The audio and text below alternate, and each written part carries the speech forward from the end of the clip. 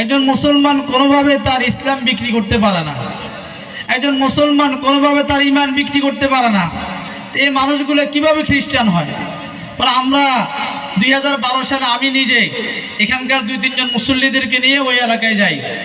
যাওয়ার পরে ঠিকই দেখলাম পাইকারছড়া ইউনিয়নে ঢুকতেই ওখানে খ্রিস্টানদের স্কুল, পাশে তাদের গির্জা আছে।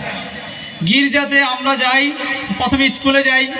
স্কুলে যাওয়ার পরে দেখলাম সেখানে 2-3 জন টিচার, তাদের সাথে আমরা কথাবার্তা বললাম। দেখলাম যে তারা কেউ এখানকার না, কেউ রংপুর থেকে এসেছে, কেউ দিনাজপুর থেকে এসেছে, কেউ জামালপুর থেকে এসেছে, কেউ 2 দিনের জন্য আসে, কেউ 1 দিনের জন্য আসে।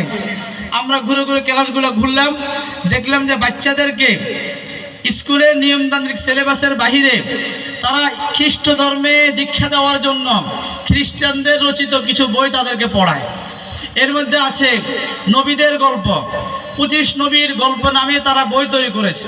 সেখানে ইসলামের গুরুত্বপূর্ণ শিক্ষার দাবি হলো কোনো নবীর কোনো ছবি অঙ্কন করার কোনো বৈধতা নাই, কোনো নবীর কোনো কল্পিত কোনো ছবি চিন্তা করার কোনো বৈধতা নাই।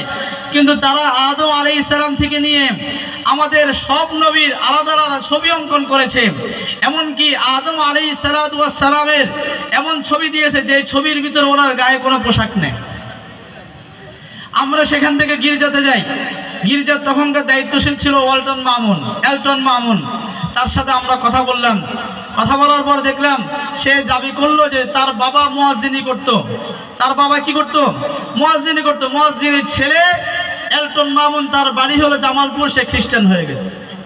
সে কি হয়ে গেছে? 25 পরিবার। যাক, আলহামদুলিল্লাহ।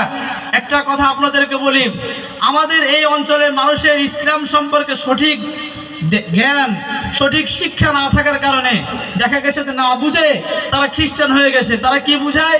তারা বলে যে মুসলমানদের তো অনেকগুলো দল আছে, আরেকটা নতুন দলের নাম হলো ঈসাই মুসলিম জামাত। কি বলে তারা? ঈসাই মুসলিম জামাত।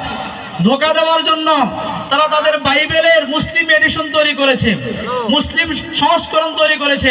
বাইবেলের উপরে 1 পৃষ্ঠার মধ্যে তারা কোরআন শরীফের প্রচ্ছদ দিয়েছে, আরেক পৃষ্ঠার মধ্যে হাদিস শরীফের প্রচ্ছদ দিয়েছে।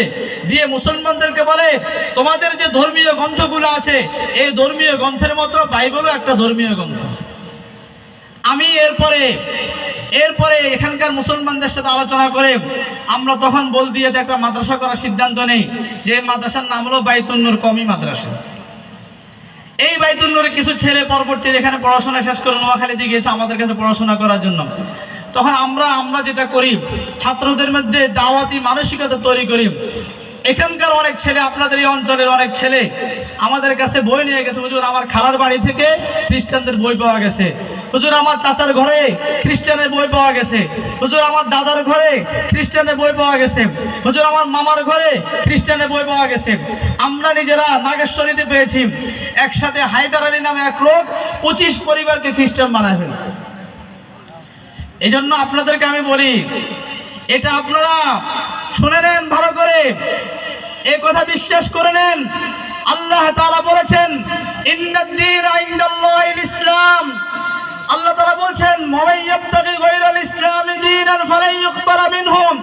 ও মুসলমানেরা শুনে রাখো, আল্লাহ পাক স্পষ্ট ঘোষণা করছেন কোরআনের মধ্যে, কোরআন আল্লাহর বাণী হওয়ার ব্যাপারে কোনো সন্দেহ নেই।